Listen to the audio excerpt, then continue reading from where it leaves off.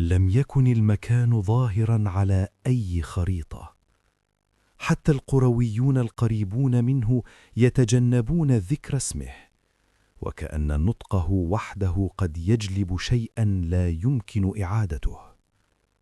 في أطراف الصحراء، خلف تلال سوداء تشبه ظهور حيوانات نافقة، يقف المجمع المهجور.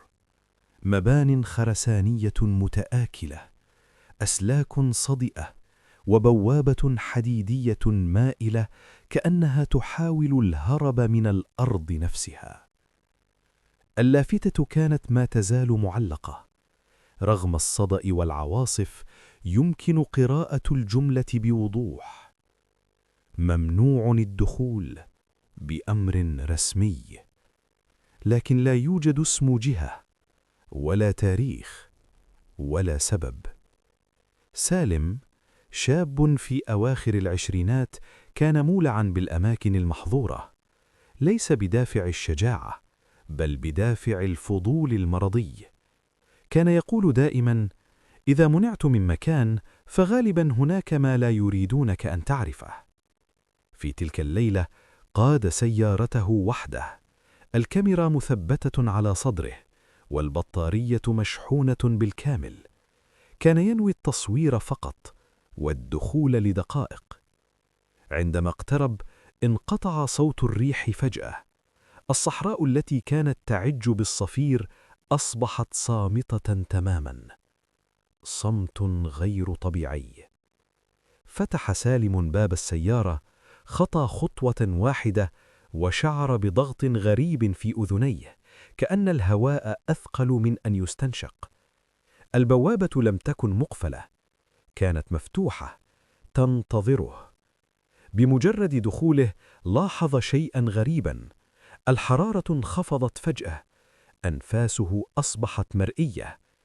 قال وهو يضحك بتوتر: واضح أن المكان يخزن برودة الليل.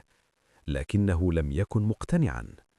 الأرض كانت مليئة بآثار أقدام حديثة، ليست أقدام حيوانات بل بشر حافية.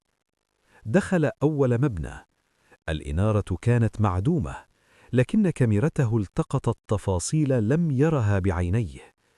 في التسجيل لاحقا ظهر شيء خلفه: ظل طويل بلا ملامح، لكنه لم يره حينها. في الجدار وجد كتابات محفورة ليست حديثة، جمل غير مكتملة، اسماء مكررة، وتاريخ واحد فقط مكتوب عشرات المرات: 1997.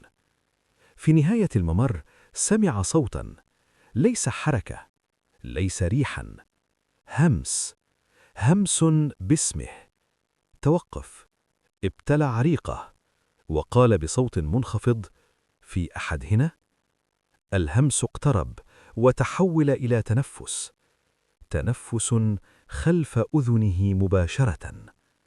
استدار بسرعة، لا أحد، لكن الكاميرا سجلت شيئا آخر: وجه قريب جدا، عيونه سوداء بالكامل، فمه مفتوح كأنه يصرخ دون صوت. ركض سالم، خرج من المبنى وهو يلهث، لكن الخارج لم يعد كما كان. البوابة اختفت، المكان اتسع، المباني تضاعفت، والسماء أصبحت أقرب، منخفضة، خانقة. بدأ يسمع أصواتا أخرى: ضحك، بكاء، صراخ مكتوم، كلها تأتي من تحت الأرض. وجد درجا ينزل إلى الأسفل، عليه نفس التحذير: ممنوع الدخول، لكن آثار الأقدام كانت تنزل. قال سالم: أنا لازم أطلع من هنا. لكن قدميه تحركتا وحدهما.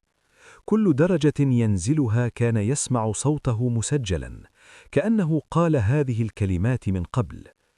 في الأسفل غرفة واسعة، جدرانها مغطاة صور لأشخاص، كلهم ينظرون مباشرة إلى الكاميرا. وفي الزاوية صورة له، حديثة، قبل أن يدخل. في تلك اللحظة انطفأت الكاميرا.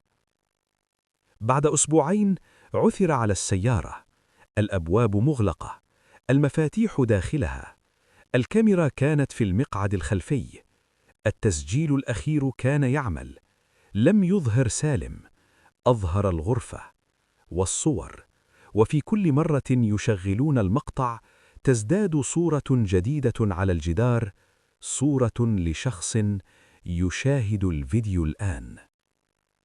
وهذا هو السبب، هذا المكان لا يمنع الدخول إليه لأن من يدخله يموت، بل لأن من يدخله يبقى.